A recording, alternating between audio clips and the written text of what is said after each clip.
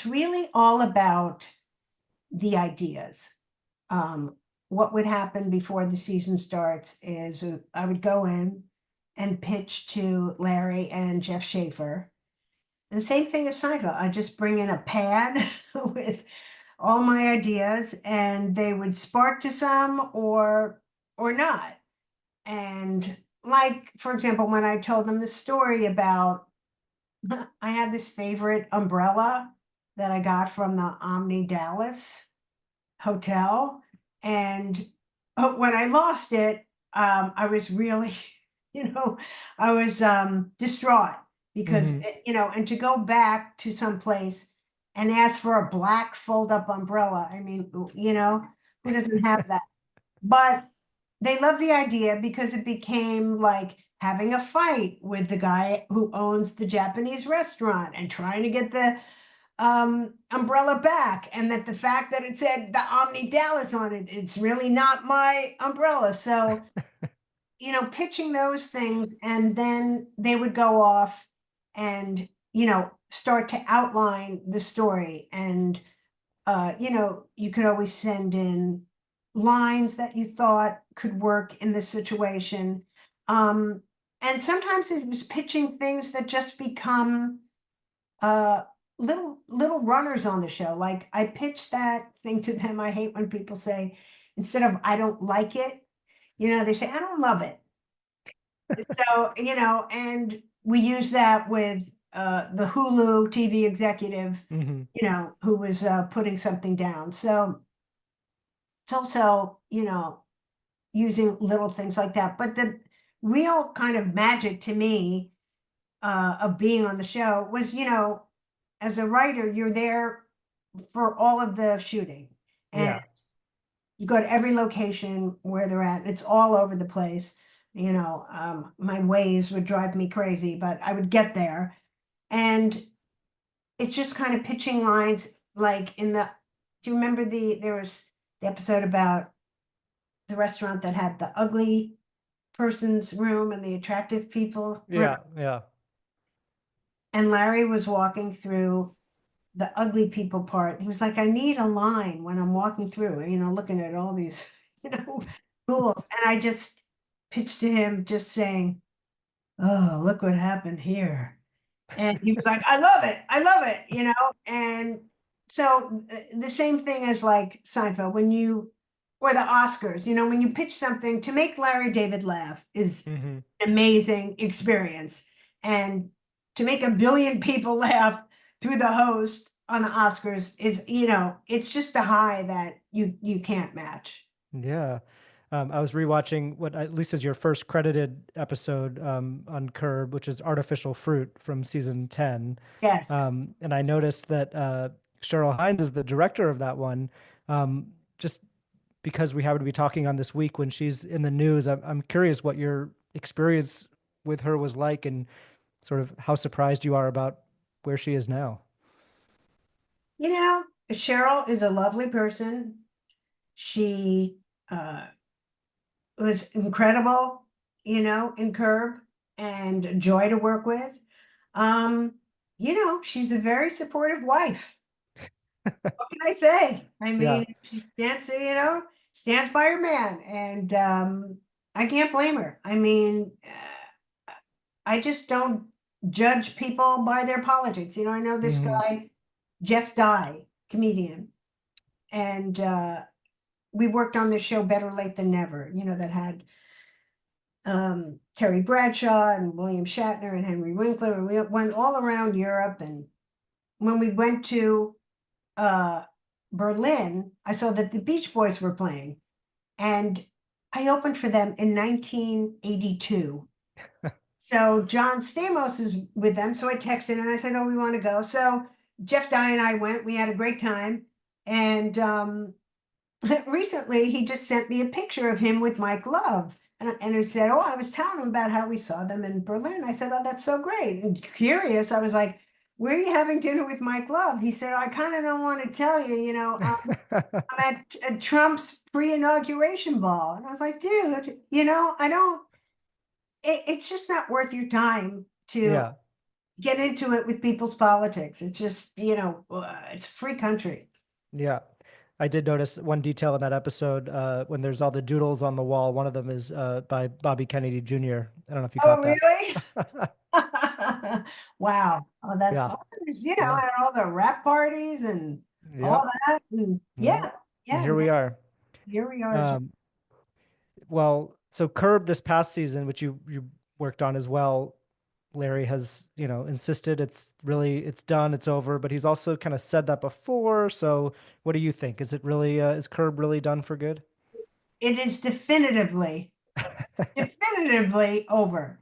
And trust me, Matt, I did my best part in trying to have him keep it going. I really did yeoman's work in trying to convince him to do more. I mean, my biggest point to him was he's grandfathered in to a politically incorrectness that nobody could get away with now. Exactly. Yes.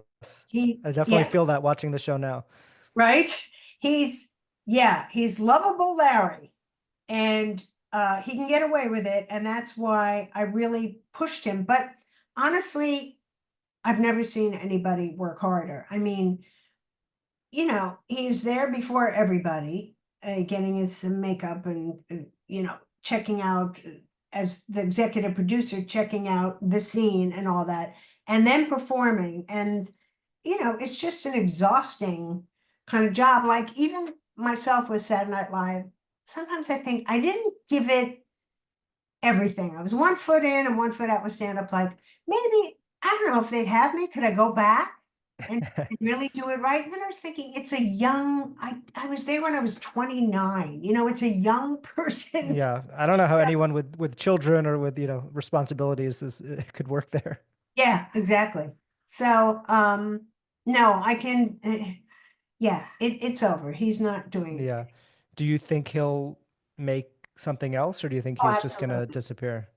No, no, he'll, he's just been on tour, doing an in conversation kind of Yeah, yeah. and doing incredibly with that.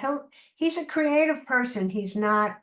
I love how people think, oh, just start playing golf. When it's in your bones Yeah, you like it can't is. help it. Yeah. Yeah, well, it's like Letterman too. Everyone thought that he was gonna kind of retire and disappear, and he couldn't do that. No, no, no. You just gotta keep doing it. Yeah. Well, the other show that I want to touch on, which you mentioned, is Hacks, which is one of my favorites. And congratulations on winning your very first Emmy Award after Yes. 7 nominations this Oh past my year God. for Yes. Hacks. And you wrote this incredible episode. It's really one of my favorite episodes of the show, where Deborah and Ava get lost in the woods. And it's a very funny episode, but also very emotional and has just so many layers to it. Um, can you talk about sort of how you ended up working on the show, writing that episode, what that process was like? Yeah. Um, what happened was the showrunners asked me. They would do a couple of weeks before the season. They call it Blue Sky, where you just kind of talk possibilities for the season, ideas. And this was before season 2. Yeah. Um, so, being an experienced stand-up from the days when I came up, like when Deborah Vance came up, Yeah. they were very keen on gleaning a lot of my experience back then. And I appreciated that they wanted, validity to her story. So I did the Blue Sky for a couple weeks, and then they hired me as a consultant. Um, and then one of the writers dropped out for a bit because they were touring as a comedian. But I had done a couple of weeks as a full-time person. They were like, why don't you join the staff full time? I was like, fantastic. So I did. And then this episode, one day was, a big thread through it was something that I was talking about in the writer's room about when you get to be my age, and I mean, I've been doing this for almost 50 years, which blows my mind. Yeah. But, you get to the point where you start thinking about, like I've always said to myself, like, oh, I'd love to do like a little part in a Broadway show, and I'd love to do X, Y, and Z. And it's like, well, if it's not now, when? If, one Hmm. day becomes like your reality. So, Mm. uh, and that became kind of the thread through it for Deborah, and something that she could talk about with authenticity, because I do think it's something that you think about as you get older. Yeah, I feel like the show is always about aging sort of in the background, but this episode it really comes to the fore, and they talk about it explicitly, and um in both like her body and how she's able to, move around and Right. everything, and her career, and talking about how it's different if she was going to wear a boot, it would feel different than if Ava was, because the perception. And so there's really so much in there. um do you feel like, working on the show, watching it, that you're able to really relate to this character of Deborah Vance? Absolutely. Um, when I first saw the show, season one, I was just a viewer. I was just blown away by how so many times people try to do comedians, Hmm. actors try to be Right. comedians, and it just doesn't work. It just, from the first second you see him, it just like, no. And I told Jean this myself personally, she really has the cadence when she tells jokes, the cadence and the movement on stage like a real stand-up comic. So I think they really found gold in casting Jean, because she does come off like a real comic. And besides her dramatic chops, to me, that's the thing that you have to nail. Like, when they did that movie Punchline way back when, and when things are off, it just stands out to comedians. Like in Punchline, the comics had lockers backstage. Now, any comics looking there. Well, I never got my locker. Where are the lockers? Stuff like that. And so many people have played comics and they just don't pull it off. Yeah, well, it's a testament to the show that they wanted to bring you in to really get your perspective too, and get these things right in a way that they haven't really gotten, before on shows like this and movies. Yeah. You also have a new book coming out called "How to Write a Funny Speech."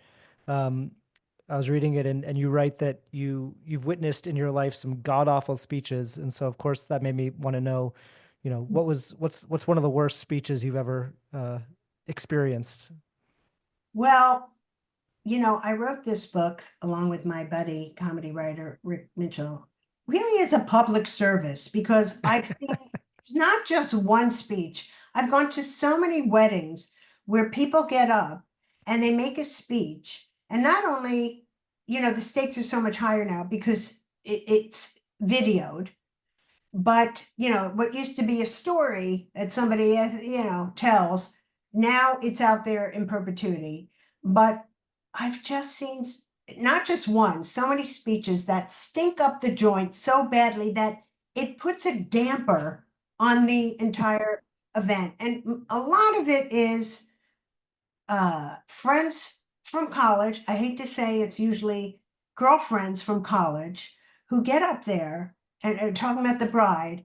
And it's these wildly inappropriate stories about their single friend and what she was like in college. And it's a lot of giggling and laughing and cursing. And, some grandma's, pearls are exploding, and, Uncle Lou's toupee is spinning in the air. It's so easy to do a good speech. And we wanted to just give people the step by step of how to put it together, because it really shouldn't be that hard. But people go in willy nilly, and you can't do that. It's like a car that, goes out of control and has a very big crash. Well, I hope everybody reads the book and learns how to give a speech, because that would help all of us. Would. It really would, Matt. We wouldn't have to suffer during these very important events in our life.